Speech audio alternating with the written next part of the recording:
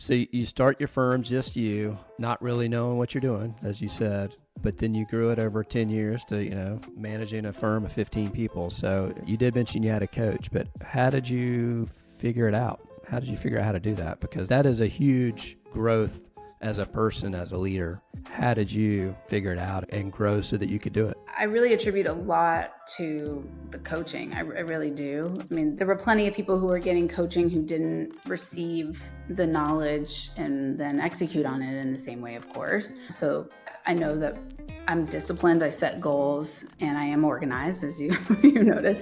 Sometimes that can get in the way of progress, but I definitely think it served me well, and it allowed me to implement what I was learning, because you're getting information and guidance from everywhere and you can't implement everything. So really identifying what's important to me personally, professionally, financially, and then kind of working into those goals. Welcome to the Founding Partner Podcast. Join your host, Jonathan Hawkins, as we explore the fascinating stories of successful law firm founders. We'll uncover their beginnings, triumph over challenges, and practice growth. Whether you aspire to launch your own firm, have an entrepreneurial spirit, or are just curious about the legal business, you're in the right place. Let's dive in.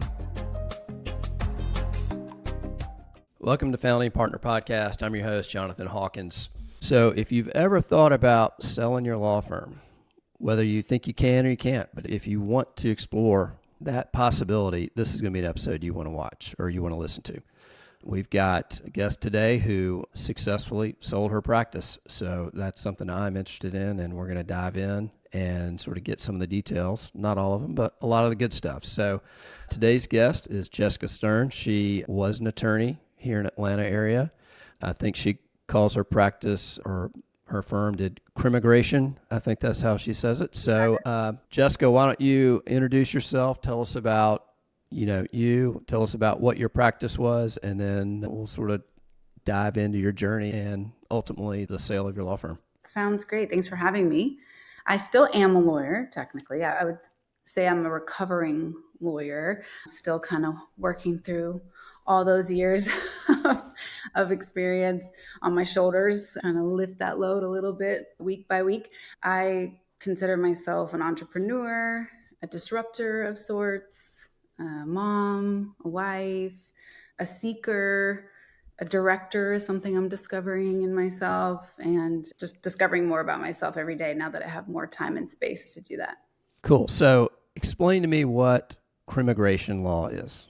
What is that? CrImmigration is where criminal law and immigration law meet. And nowadays it's touching every day, more so than people would have expected if they were just going into immigration law. But basically, when somebody who's not a citizen has an arrest or any sort of interaction with law enforcement, there's going to be the need to really assess how that criminal consequence could impact the person's ability to be in the United States, improve their status in the United States, or come into the United States for the first time or after leaving.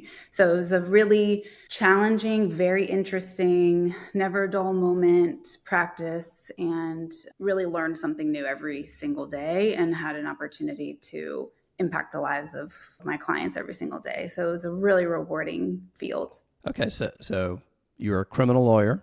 And Yes. then did you do any like traditional immigration type work, or was it only criminal law that dealt with basically immigrants or immigration issues? Yeah, I don't know if we're going further back than my law firm, but I started as a criminal defense lawyer, as a public defender, went to law school to be a public defender, and really saw nothing beyond that at the time, and did that for a few years.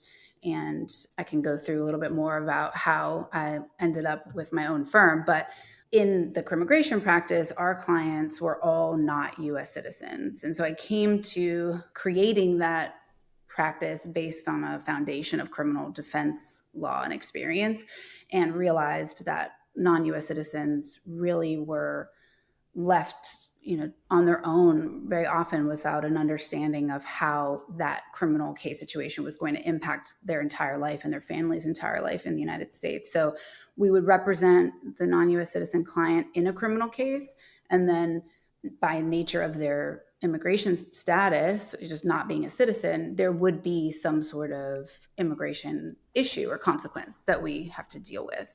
So then we would also help them through that. So if it was deportation that we had to work through, we worked through that. But also the happy stuff like being married maybe to a U.S. citizen or other sort of family petitions that would improve the person's status. So we did all of it, but we really niched down and were known for that more complicated overlap of criminal and immigration law.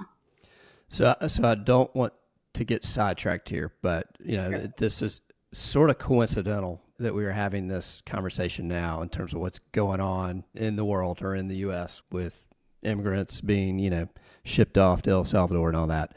I imagine you're not practicing right now, but I imagine that practice of law is probably potentially like exploding now. I don't know. What are you seeing? It is. It definitely is. But from my experience with the first, Trump 1.0, it definitely created a lot of need, but it also created a lot of frustration, fear, confusion. And so that can be very challenging for a law firm to navigate through that. There's so much psychology that goes into it with clients and potential clients. And so it adds a lot more complication to it while also acknowledging there is more opportunity too. Yeah. So let's go back. So you went to law school. You knew you wanted to be a public defender, you said? Yeah, I actually, when I graduated high school, I wanted to be an actress or somehow be involved in the performing arts, and decided I was going to tell stories in the courtroom instead. And I did an internship in college at the Orange County Public Defender's Office in Florida. And there was a young, scrappy public defender who let me do way too much. I had so much client interaction. I was basically like representing these people in college. And I was just enamored. I loved every bit of it. For some reason, I felt like comfortable going into the jail cell. And I was like, this is so interesting. I'm gonna do this. So that's what I went to law school for.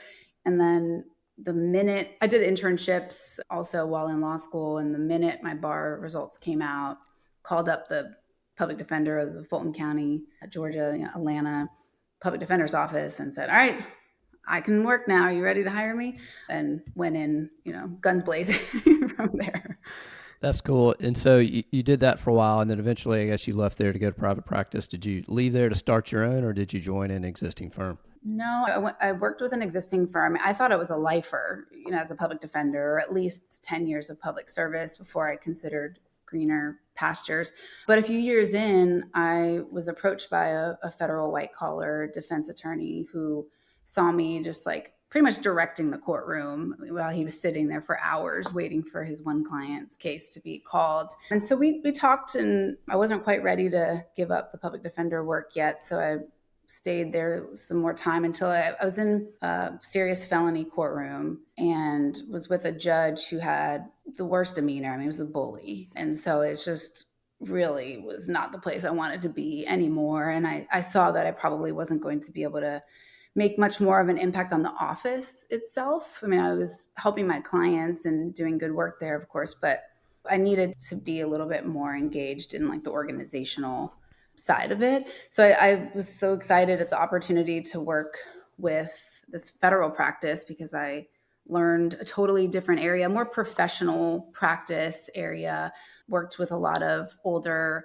male attorneys who kind of took me under their wing, and I was doing things a little bit differently. So I saw how I could kind of carve my own path there.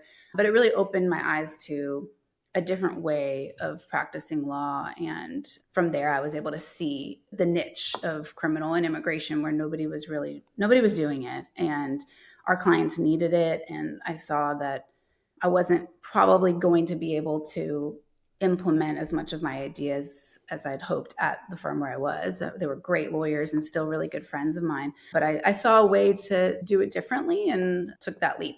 It's you mentioned sort of identifying the niche. I'm a big believer in niche practice areas, and it's always fascinating to me how people sort of fall into their niche areas. Sometimes it's family law, maybe representing dads, and so there is sort of a path there, and then sometimes you sort of just like you just sort of saw it. You just saw it there, and no one was really doing it. And so that's pretty interesting. So how did you sort of notice it? I mean, what was it? You're like, wait a second, there's something here. Yeah, I mean, I didn't start out as a lawyer thinking I was going to have my own law firm. It just wasn't in my sights at all. I think, as I alluded to a little bit, the common thread that I noticed throughout different stages of my life is that I need to make an impact organizationally, more so than as an individual contributor. So when I see that opportunity is not really there any longer, then I notice that it's not really the place for me long term. So I started to just look at things more long term, considering multiple steps ahead and how it might look. And I just decided that, there was this need that clients were asking me for, and the firm was letting me step out into a different practice area of immigration, but not really comfortable with the other kind of like systematic changes that we would have to make in order to really do it well. And I've learned that my personal motivation is just this better way kind of person. So, I'm looking at whether there's a better way and whether I think I can make a positive impact for the stakeholders involved. And that's really what was at the core of making that change. And it was exciting. I remember crying in the kitchen, my husband, like, I don't know if I'll ever have a paycheck again. But thankfully, since that day, I never once had a payroll problem, thankfully. So it was the right decision for many reasons. Yeah. So take us back. So I'm sure this was, not an overnight decision. It probably took a little while to get you there. But what ultimately was the final push that you said, all right, I'm doing it? What was the final push to finally start my own firm? Yeah, these sorts of things oftentimes percolate for a while, but then there's usually something you're like, all right, I'm doing it. What was the thing? Was there a thing? Yeah, I think so. It wasn't the money, because at the time I had like a money mindset challenge. So that definitely wasn't the motivation. I think it was that I wanted to be somewhere where I could comfortably implement things that I saw were going to be useful and impactful, and not be making other people uncomfortable by making those suggestions. So just considering, how life could look if I was able to envision something and then create it and not feel like I was being kind of an inconvenience, but rather, I was being helpful and innovative. So looking at, how the ideas I was having about like systems that we could have better, or client communication tools, or industry standards that I wanted to challenge and push back on a little bit, just ultimately led me to making the decision that made my life better, and I think my clients' lives better as well. So can you give us a few examples of some of these things you're talking about? Sure. I mean, even just like simple things about like how we operate a calendar. I didn't realize I was so systems minded until I got into a private practice where there was the structure of a business. Before I had always been in more of like government agency types of offices where you really don't see what's happening behind the scenes. It's all like mysterious. So when I actually could see real people implementing all of these things, I could see how ideas turn into outcomes. And I started to have those ideas myself. And I started to get the trust of my bosses to have conversations with clients about, what they wanted, for their lives, and, business ideas and fees and those kinds of things. And I saw that the clients responded to me in a way that felt like they were being recognized, maybe for the first time. And so there was something there about like the client interactions as well, along with the systems work, where I could see how if certain things were done maybe a little bit differently, at least for me, it would make me feel like I was doing my job better. They, again, were a great firm and do great work, but I wanted to do it differently. So it was down to like the smallest of things, like day-to-day operations, and then also just how clients seemed to respond to the way I was doing the work. I'll tell you, we met, I don't know, 2-3 years ago. I can't remember now, but I was struck in the interactions we had. I could just tell that you were pretty organized operationally. I could just tell just from the way we interacted, and I wasn't in there to see it, but that always struck me. Okay, so you go out, you start your firm, you focus on this niche area, sort of take me through the evolution of the firm. Now, we've alluded to it. You eventually sold the firm. So maybe the first question is, You said you were never really planning to start a firm, but then you did. Were you thinking from the beginning, hey, I might sell this one day?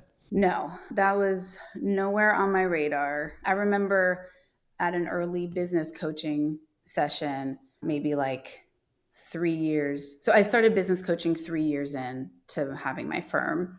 And then I sold the firm at 10 years. So during those 7 years, there was a lot of growth and a lot of learning. And one of my earliest memories of that was standing up in front of a large conference room of people and sharing what my business plan goals were. And one of those areas were the financial goals and what I wanted to earn. And I remember standing up very confidently and saying, like, I only need to earn $250,000 revenue, actually. So not even earnings, but just, I only need $250,000 of revenue for my firm because, here's why. And it's not about the money. And no, I was not thinking at all about what it would take to sell a firm. And you hear sometimes people say, selling a firm, you're not going to really be able to earn much from selling a law firm.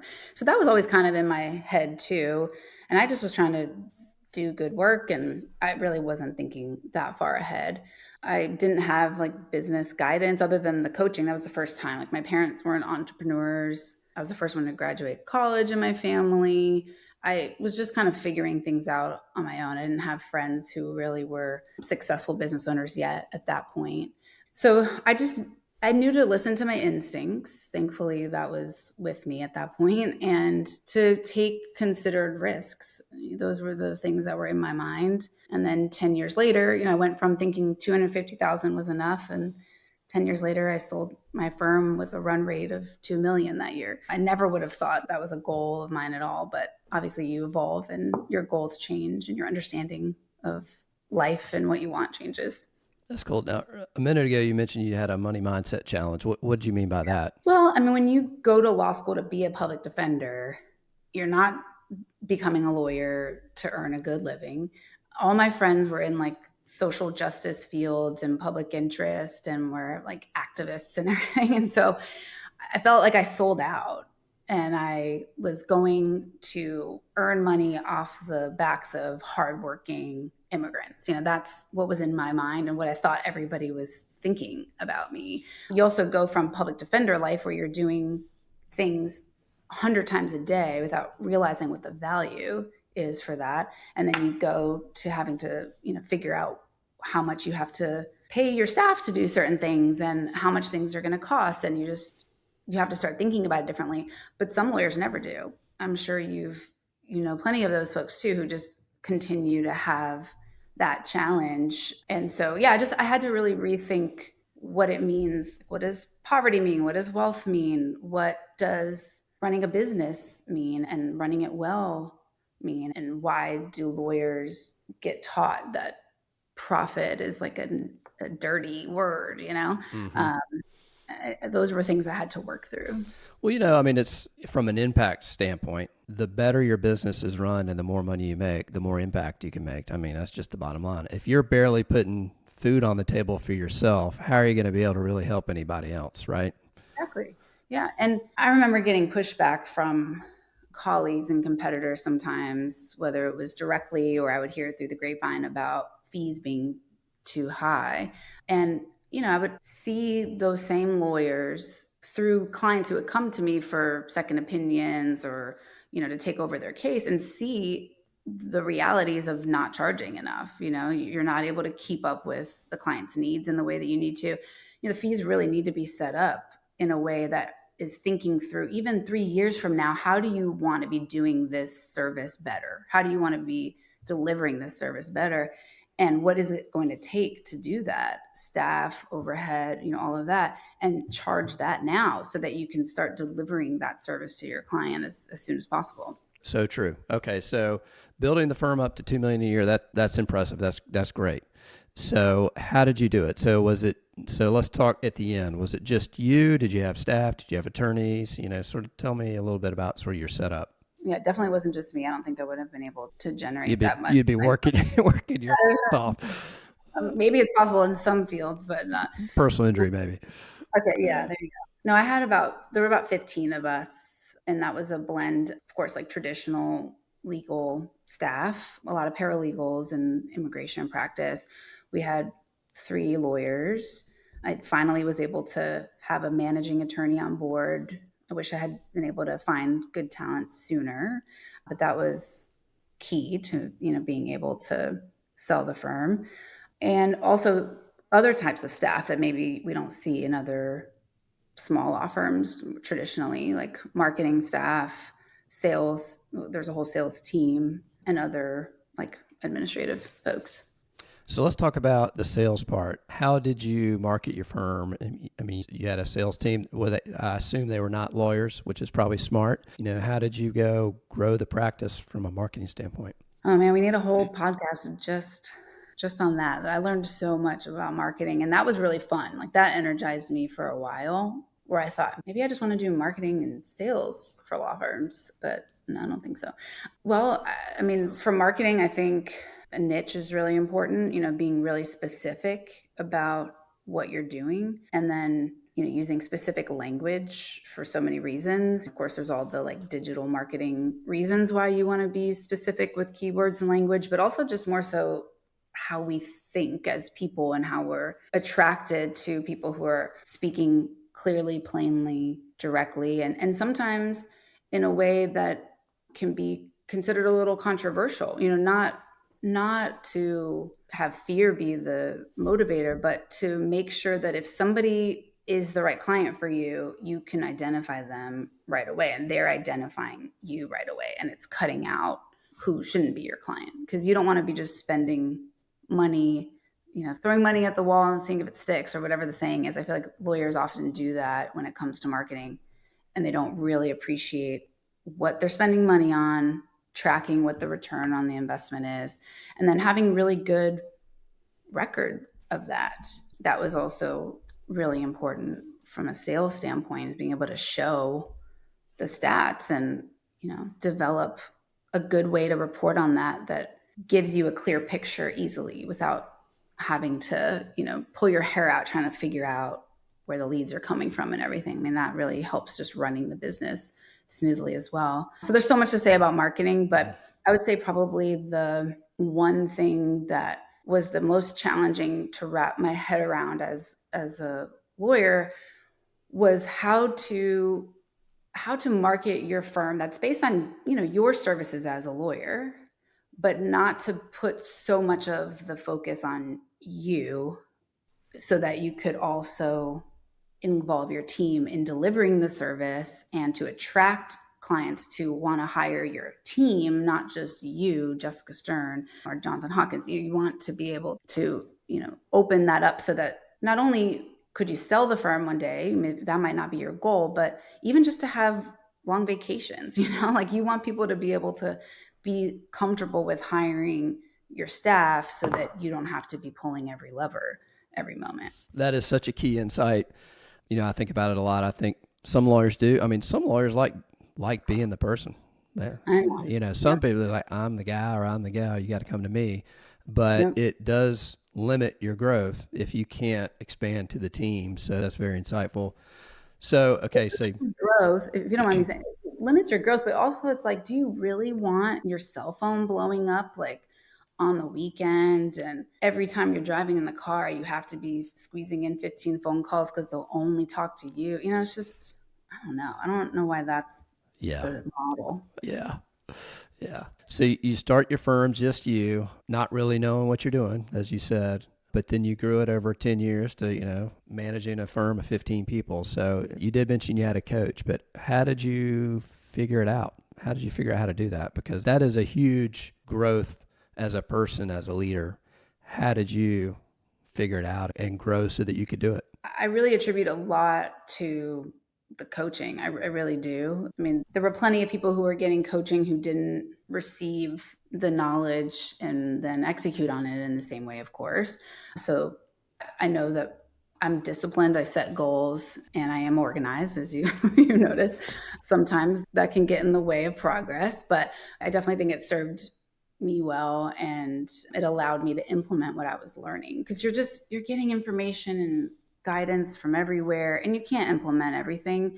So really identifying what's important to me personally, professionally, financially, and then kind of working into those goals. That's the 10,000 foot view answer of how I did it. But I had a team, the teams along the way. I mean, people would turn over quite frequently. I mean, I would have a few really loyal and committed team members over the years, but I really relied on my team and put trust and faith in them and made sure that my clients knew that I had trust and faith in them, because I wouldn't have been able to do it without them. So I'd say good coaching, good team, and trusting your instincts and working hard. I worked harder than I probably needed to, and maybe is part of why I decided to sell the firm. I don't know, but I am who I am, and it served me well until I just wasn't having fun anymore. So that is a good segue, because that's where I wanted to go next. So we've sort of brought you up to the point where you've grown your firm, it's doing really well, but at some point you said, all right, I think I want to maybe get out of this thing. So what led you to the point where you're thinking, maybe I can sell this, maybe I should sell this? Yeah, I just wasn't consistently having fun anymore. On paper, it probably was crazy to sell it because it really was consistently profitable. There was a formula that was working, but I was tired of how it was working. And I was unwilling really to invest more time in making it work differently or to ramp it up. We tracked client happiness, and our clients were pretty happy. Depending on the day, our staff was happy, or they should have been, but I wasn't. And there really wasn't much room left over for me or my family at the end of the day. So I chose a different life. And, when I was able to make that decision, I looked back on what had happened over all the years, and I accomplished so much more than I had ever imagined I would. I launched careers of legal and sales staff, that was really rewarding. Helped so many clients live a better life. And really the most impactful thing for me was that they felt seen, often for the very first time within my representation of them and my staff's representation of them. Like, they've never really had an experience with like the powers that be, whether like the government or anyone of like authority or like privilege or power that like saw them eye to eye. And that was, really important to me. So I feel good about that. I knew that I'd made a good living. That wasn't the end all be all for me. And that wasn't worth the trade-off.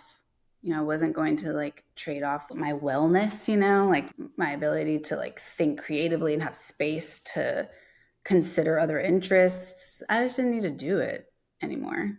Well, I commend you on coming to that realization. I think some people stay in it, even though they reach that point, they stay in it. So that's really cool. So let's talk about the sale. So, quote, selling a law firm can mean a lot of different things. You can sell it internally, you can sell it externally, you can sort of merge it. There's lots of things you can sort of do and, quote, fall under the umbrella of what I would call a sale of a law firm. So how did you do it? Was it internally, externally? What was it? It was an external sale. It was a real business sale. And I mean, it took about 2 years, or I would say it's not that it took 2 years, but it was about 2 years from the time I finally accepted my decision and then the law firm sold. And what was the question actually? Well, was it external or internal? So it was external, third-party sale. So next question, it took 2 years to sort of finally get it done, but how did you find the buyer? Was it somebody that you knew?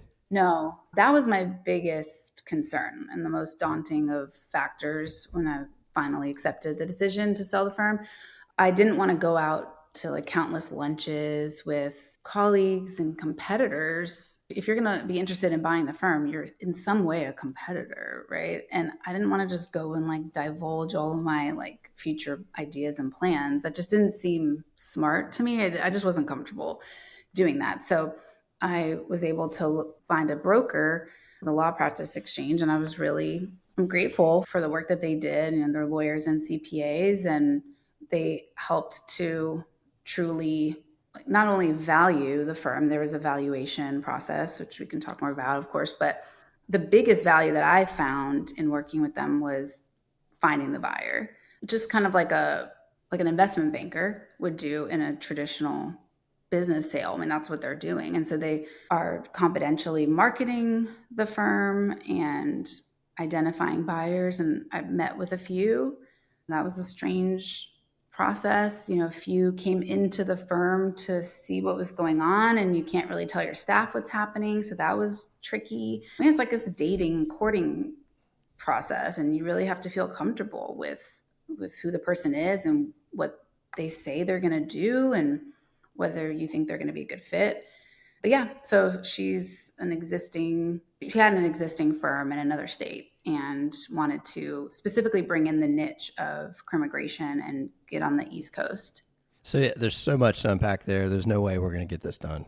Like we could have 2 more episodes. But so a couple things you said. So you made the decision. You didn't want to have to market it yourself to colleagues or competitors here locally. So you went to basically a broker. I assume there was a whole process there where they sort of evaluate the business, do the valuation, put together a package that then they go sort of market. So it sounds like did they actively find potential targets that they called, for lack of a better word, and said, hey, are you interested in buying this practice? Is that part of the process? Yeah, they do that. I think that ended up being least amount of their time in terms of how they went about it. I think sometimes that is a big part of it. I identified some people to who I thought could be potential buyers that they would reach out to on my behalf, but they also have, you know, a pool of folks that are reaching out to them interested in buying firms, and then they're advertising as well. So that's ultimately how this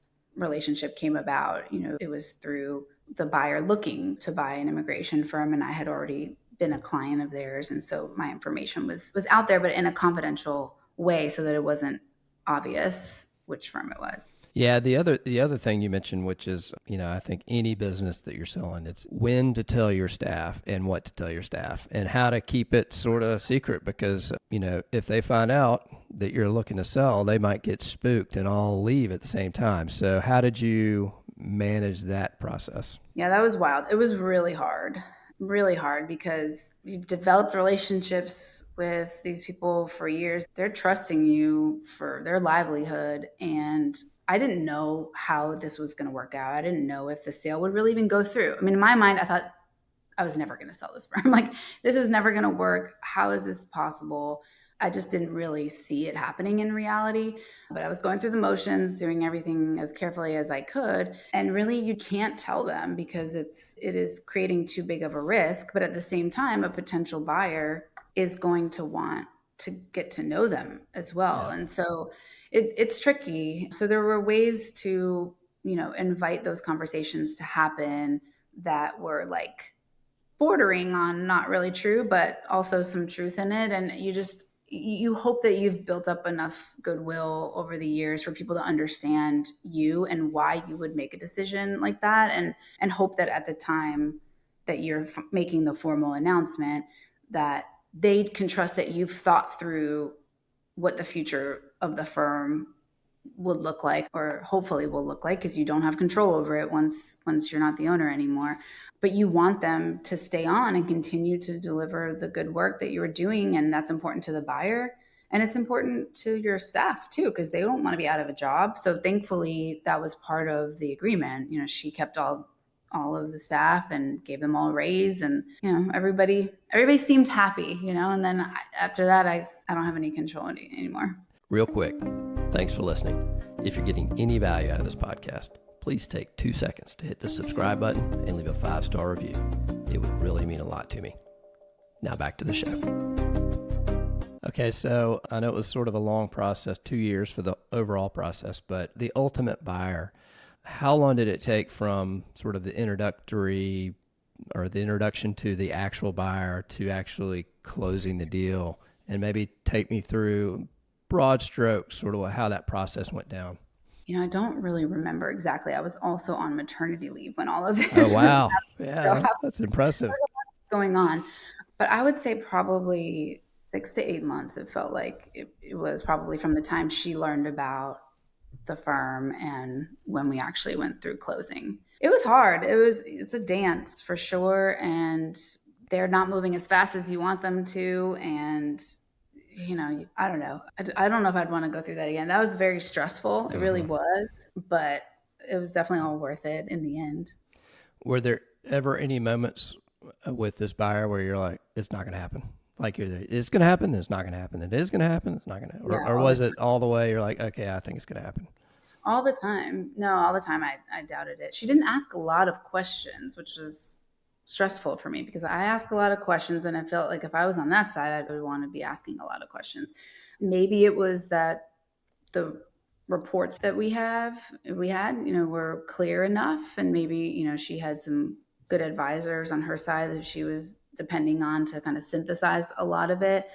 But yeah, I doubted it all the time, especially when you get to, the client lists and the liabilities that you have. And, you really have to rely on the fact that you've run your firm in a way that was sustainable for you and was profitable for you. And therefore it will continue to be sustainable and profitable for the next owner. And that's important to be thinking through well before you would go to sell a firm, because if it wasn't really working for you, then why would it work well for somebody else?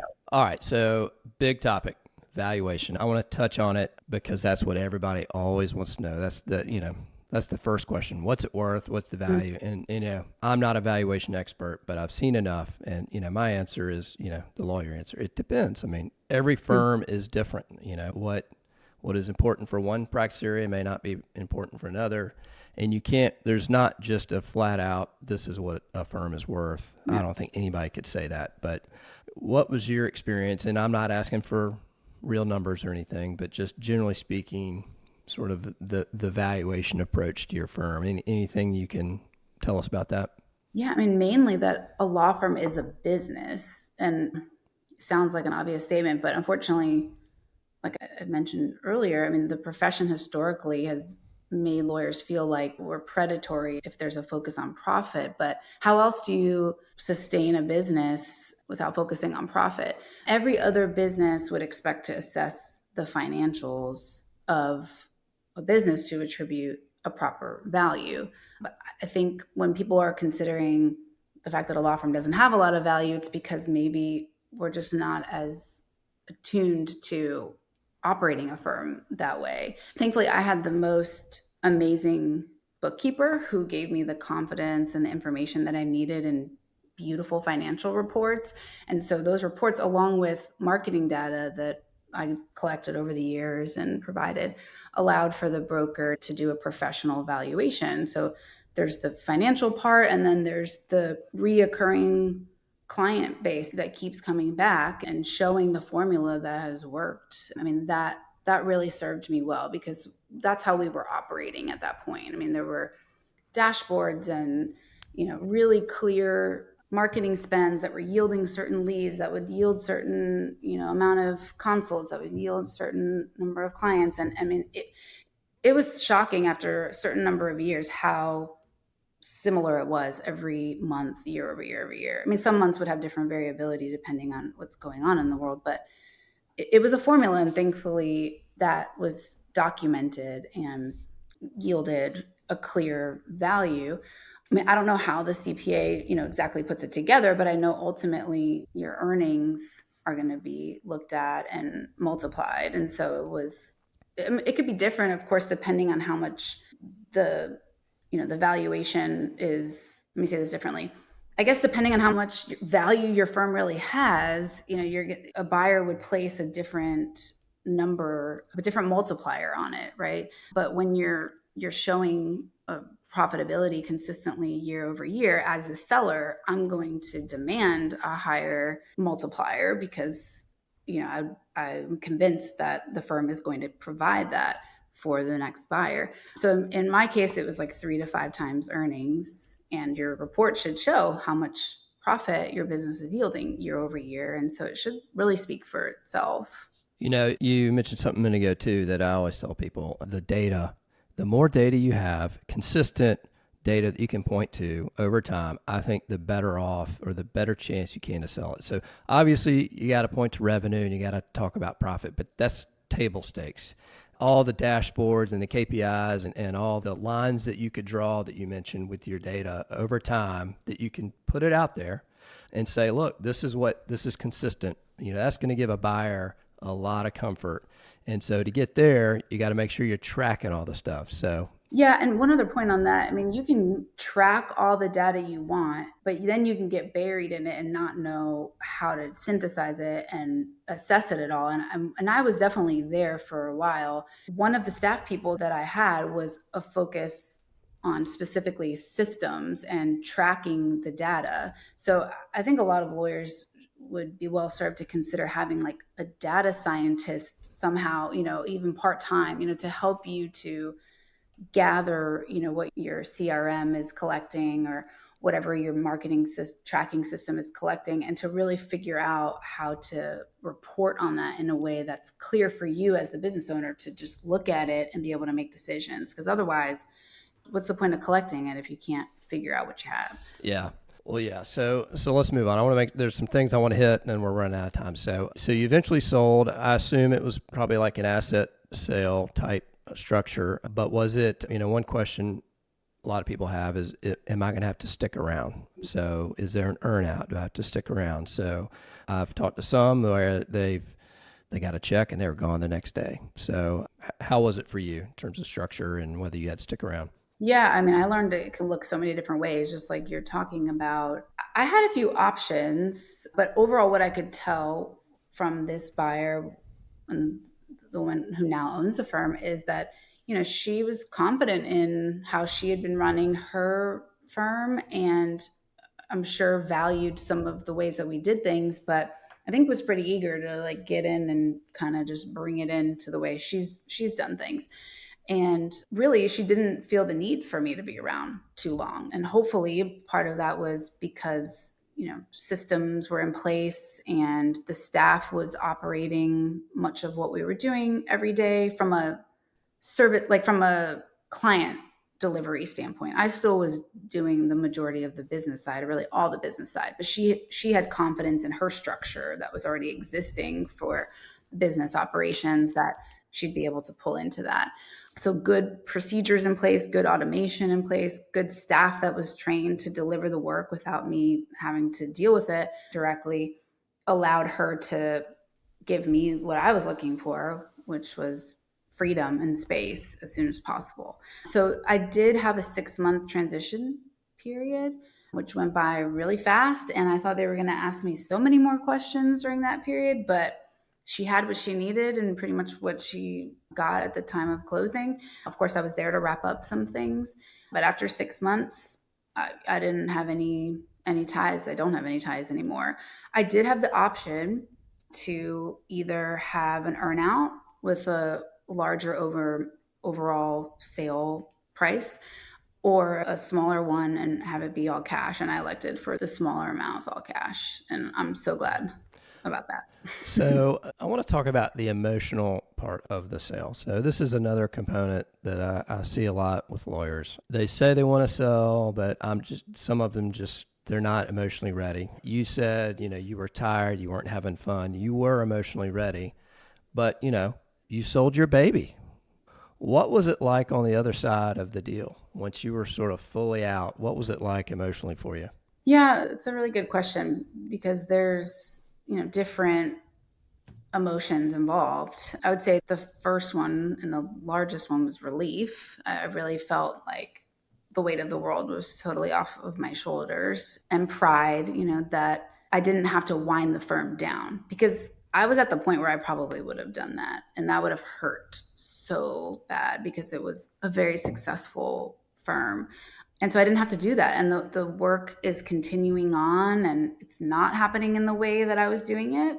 And that has to be okay, And I think that is probably the hardest part for me, is that the reason why it was so successful was largely how we were doing it. And I knew that I wasn't going to have control over that anymore. And I was okay with that. It was a choice that I made. But when you know that like the happy client part came from how you were doing it, it is hard when somebody is now operating your firm when, it doesn't mean they're not doing good work, but it's happening differently enough where you can tell, that part is hard. It also still has my name on it. So that's the harder part, because it's still somewhat affiliated with me, even though I have no control, no involvement, no nothing. So you have to really let go of the ego and the pride. You really do. And you have to consider the decision, why you made that decision. And are you going to be comfortable with that a few months, years down the road? And, you mentioned that you were on maternity leave sort of in the middle of this. So obviously you had a young child around that time. So you got plenty to do outside the firm when you're done. But, you spend all this time building this thing. You spend all your time on the firm, and then all of a sudden that's gone. And so in terms of your time, how did you manage that? I mean, did you just put it all into your new child, or how did you fill it? Certainly, my two kids gave me a lot to do. And I thought that it would feel unnatural being completely in this different pace of life and going from 100 miles an hour, to 20. I really thought it was going to feel strange, but I realized that I was operating at such an unnatural pace for so many years that finally just being during the day and not being so scheduled and regimented and all the things that I did to be successful, it felt natural and felt good. So it wasn't as hard of a transition for me as I thought it was going to be. And, I'm just like living, being in the moment, which was something that was always really hard for me. It's an actual exercise that I have to intentionally do to not be thinking about steps ahead, so that it's just good for me overall. It's good for my family. I'm like literally smelling the roses, and I'm like goofy with my kids instead of being really stressed out and not being able to really engage with them. And it's giving me the space to consider what more is out there other than law. Like that, I used to joke and say the only thing I know is CrImmigration. Like I really didn't feel like I had much exposure to other interests, or even really trust that I had other interests. And so now, I am exploring those things more. I am still getting my fix, I guess, through doing some consulting work and volunteering my time with some organizations who have, a lot of need right now, of course, in the CrImmigration space. But I'm also giving some serious consideration to other like more creative endeavors like film directing and telling stories that way.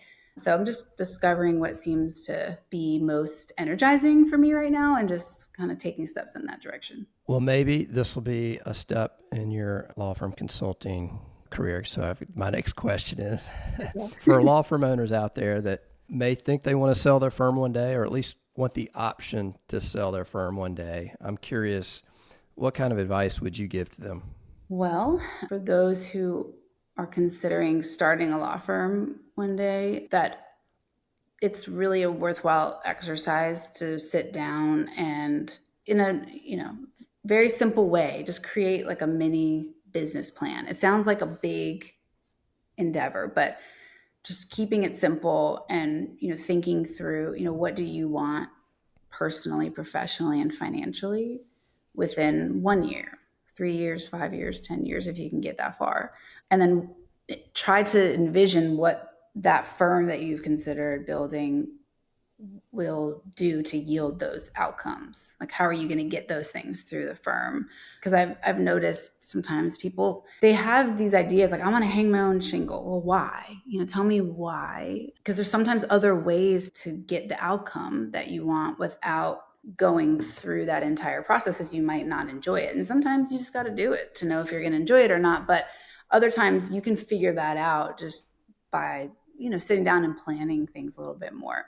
How much money do you need to live the life that you want to live? Not just need to get by, but like envision what you want that to look like and build into that and think big, because you really have to start building it the way you want it to look down the road. And so if I'm a law firm owner and I'm like, what sort of steps I can take today to set it up for me to do a sale like you did? And I know every practice area is different, but what are things maybe they should think about to start implementing now? Are you operating like a business? Where are your marketing plans, your sales, like what does your sales process look like? How do your financial reports look? What are you doing to invest in your staff? How can you find ways to kind of pull yourself out of the center of attention and also operations? Can you take a week vacation, a month vacation without everything falling to shit, and like, are you still going to get hired? Can you still earn money while you're away? Those are good tests, not only to see if you can do it, but inevitably there's going to be challenges, and those are the opportunities to see where the gaps are in your business, and then just get back in it and start building some processes around where those gaps are. It's the best way to figure out what it would look like. Yeah, I think that is so key. Yeah, take vacations or time away and then slowly extend that time. So first it's a weekend, then it's a week, then it's 2 weeks, then it's a month. And really take the vacation and tell your staff, here are the circumstances where you can call me, and then everything else you have to figure it out, because it's a good opportunity for them too. Yeah. And I mean, you had built your firm with the systems and all that, and it ran really well from what I can tell. Now you got sort of burned out and tired of it, but you would not have been able to sell it if you had not done all the work to get it in the shape that it was in. And you can't do it overnight. That's the other thing. I get lawyers that call me and they're like, I want out in 6 months. I'm like, and I look at them like, it's going to take longer than that. And you can get through it. I mean, there were times where I felt like that too, but the time's going to go by anyway, right? So you're either still just doing the same thing you were doing and not in the way you want to do it, or, working towards something. So yeah, it's going to take time, and it does require a lot of work. But if you really want to do it, that's what it takes. So last sort of question here. You may not have an answer, but, as you look forward over the next, 5-10 years, what's next for you? What do you think? Well, I won't be doing exactly what I was doing. I'll be definitely outside more than I have been in the last 20 years. And I have already been doing that, which has been nice. I will be realizing that there was like this suppressed creativity that I wasn't really tapping into, or I didn't have the space to tap into. And I'm going to be doing something fun, not only with my family, have more space to be fun and silly and those kinds of things at home. But the next professional move for me is going to be something that has an element of fun, where I don't have to take myself so seriously or the work so seriously. I'm always going to give a lot to what I do, but I want to engage with people who are really like embracing all different sides of life and themselves. So I don't know exactly what that looks like, but for now, I'm just thinking about really today and tomorrow, and that feels good. Well, that's important. That's all that's important, really, and enjoy the moment. So I think it's awesome what you did. So congrats on building that and doing the exit. I mean, because in the law, it's rare. It's rare. So what you did is impressive. So thanks so much. Really cool. So if there's anybody out there that wants to get in touch with you, maybe they've got questions, how can you help me make my firm a little better, or whatever. They want to ask you about CrImmigration or whatever they want to ask. What's the best way to find you nowadays? It's funny, up until maybe like a month ago, I wasn't sure I wanted to be found, but I'm kind of reemerging a little bit. And so I'm happy to connect with folks. That connection is important to me. So LinkedIn really is where I'm focusing right now. So just Jay Stern, I think, is where you can find me on LinkedIn. Well, Jessica, this has been fun. I'm glad we got to do this. And again, congrats on what you did. That's really impressive. Thank you. It was fun talking with you too. Thanks for listening to this episode of the Founding Partner Podcast. Be sure to subscribe on Apple Podcasts, Spotify, or wherever you get your podcasts to stay up to date on the latest episodes. You can also connect with Jonathan on LinkedIn and check out the show notes with links to resources mentioned throughout our discussion by visiting www.lawfirmgc.com. We'll see you next time for more origin stories and insights from successful law firm founders.